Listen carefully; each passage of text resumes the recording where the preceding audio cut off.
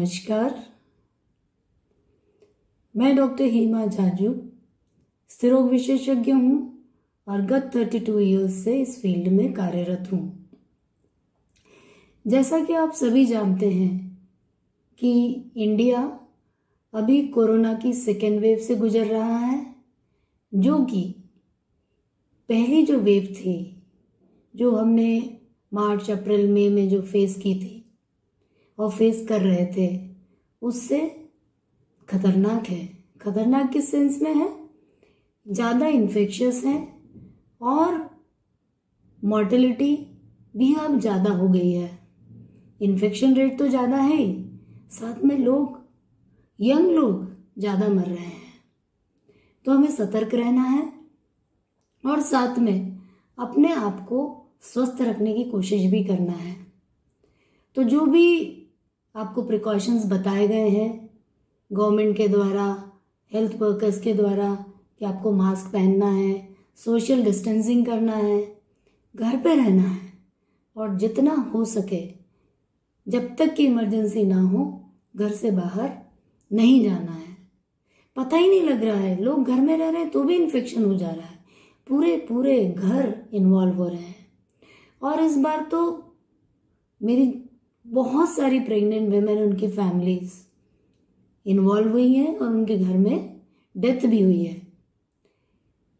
जो पिछला 1 साल था उसमें मेरी 3 से 4 प्रेग्नेंट महिलाएं इन्फेक्ट हुई थी और इस बार 15 दिन के अंदर 5 to 6 महिलाएं प्रेग्नेंट इन्फेक्ट हुई है और उनके घर के पूरे लोग। तो आप समझ सकते हैं कि ये कितनी इन्फेक्शियस है।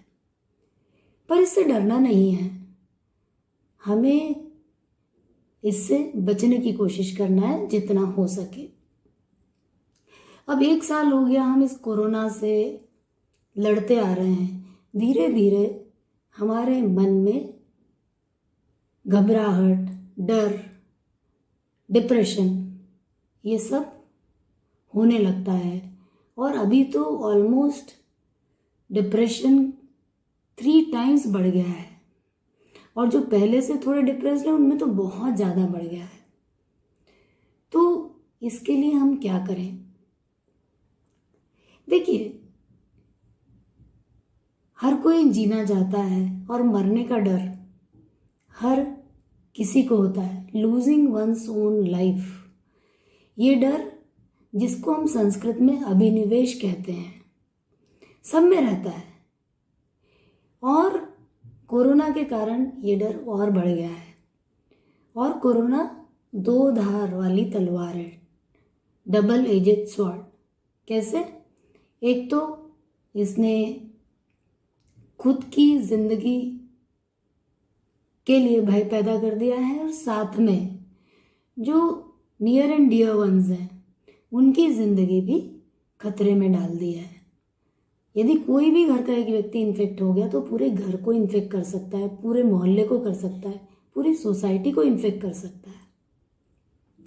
तो भय होना स्वाभाविक है और इसके साथ साथ आपकी हेल्थ खराब होने का बहुत बड़ा भय है और उसके साथ हमारी लाइवलीहुड भी जा सकती है। और कितने लोगों की नौकरियां चली गई हैं और कितने लोग सफ़र कर रहे हैं। तो इसके लिए हम क्या करें? देखिए, जब भी ऐसी परिस्थिति आती है तो सडनली हम उस परिस्थिति से एडजस्ट नहीं कर पाते हैं। धीरे धीरे हम अपने आप को उसके लिए प्रिपेयर करते हैं और अपने आप को संभालते हैं। तो इसके लिए हम क्या कर सकते हैं? सबसे इम्पॉर्टेंट है प्रॉपर एंगेजमेंट। हम अपना समय कैसे व्यतीत करें। सडनली लॉकडाउन लग गया, हम घर में बैठ गए, घर से बाहर नहीं निकलना है। कोई इन्फेक्टेड हो गया है तो आइसोलेट कर दे उसको।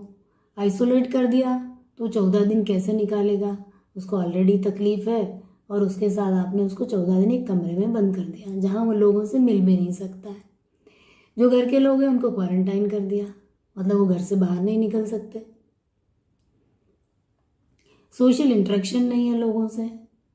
तो ये सब चीज़ें आपको परेशान कर देती हैं, घबरा देती हैं और आप एंजाइटी डिप्रेशन का शिकार हो जाते हैं। तो इसके लिए क्या करें? देखिए, हम अपने आप को सही रखने के लिए इस परिस्थिति में काफ़ी कुछ कर सकते हैं। मैंने जो किया वही मैं आपको बताऊंगी कुछ पॉइंट्स। आप अपने आप के लिए कोई नई हॉबी जनरेट कर सकते हैं, या आपकी पुरानी हॉबी जो आप नहीं कर पाए उसको शुरू कर सकते हैं। कुछ लोग क्रिएटिव राइटिंग में बहुत इंटरेस्ट रखते हैं तो राइटिंग कर सकते हैं। आप पेंटिंग कर सकते हैं, सिंगिंग कर सकते हैं। बहुत सारे ऑनलाइन कोर्सेज हैं। जैसे मैंने भी डिजिटली अपने आप को कैसे प्रोजेक्ट करना, इसका एक ऑनलाइन कोर्स किया था।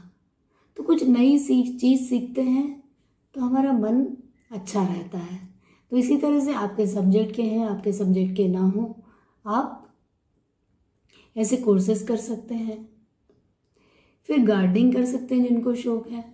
अपने घर के लोगों के साथ घर के काम में हाथ बटा सकते हैं। अपने नियर एंड डियर वंस के साथ अपना समय व्यतीत कर सकते हैं।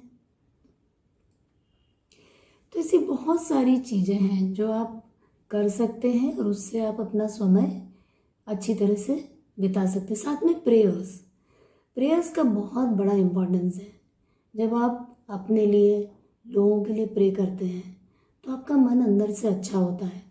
और देखिए, हमारे यहाँ भारत में तो सबके लिए प्रार्थना करते हैं, सर्वे भवन्तु सुखिनः, सर्वे सन्तु निरामया, सर्वे भद्राणि पश्यन्तु माँ कश्चित् दुःख भाग भवेत्। सब सुखी रहें, सर्वे सुखिनः सन्तु, सर्वे सन्तु निरामया, सब जगह अच्छा वातावरण हो, आनंद हो।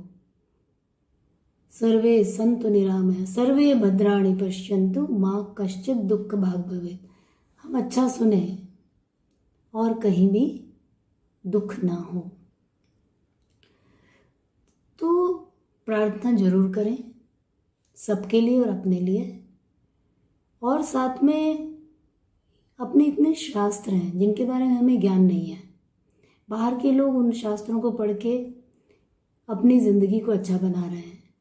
तो उसके लिए हम जितने भी स्पिरिचुअल मास्टर्स हैं और भी बहुत सारे लोग हैं जिनसे हम शास्त्रों का अध्ययन कर सकते हैं। और भी बहुत सारी चीज़ें होंगी जो पर्सनल लेवल पे की जा सकती हैं। तो इन सब चीज़ों को करें, साथ में अपने आप को मजबूत बनाएं ताकि हम फाइट कर सकें फिजिकली और मेंटली। क्योंकि देखिए, ये एक सिचुएशन है, ये एक प्रॉब्लम नहीं है, समस्या नहीं है। क्योंकि समस्या का हल होता है, हम एक साल में इसका कोई हल नहीं निकाल पाए। और यदि ये सिचुएशन है तो आइदर हम इससे भागें या इसको फेस करें। भाग कहाँ सकते हैं? पूरा वर्ल्ड इस कोविड की समस्या से जल रहा है, तो हमारे पास भागने की भी जगह नहीं है। तो हम फाइट ही कर सकते हैं। So let us fight with our might, जितना हम कर सकते हैं। और जब बहुत ही परेशान हो जाए तो अपनी फीलिंग को लोगों के साथ शेयर करें। शेयर करने से तकलीफ कम होती है। तो अंत में अपना ख्याल रखिए, अपने आप को अच्छी न्यूट्रिशियस डाइट, एक्सरसाइज, वॉक, अच्छे थॉट्स और फ़ोन पे लोगों से इंटरेक्शन, कोविड को छोड़ के बाकी सब बातें, मीडिया से जो भी हम अच्छा ले सकते हैं ऑनलाइन कोर्सेज के रूप में, अच्छे यूट्यूब वीडियो देख के, इन सब चीज़ों को अपना कर, और साथ में मास्क, सोशल डिस्टेंसिंग और घर पे रह के अपना अच्छा समय व्यतीत कर सकते हैं। और हम खुद स्वस्थ रह सकते हैं और अपने नियर एंड डियर वन को भी स्वस्थ रख सकते हैं। Thank you.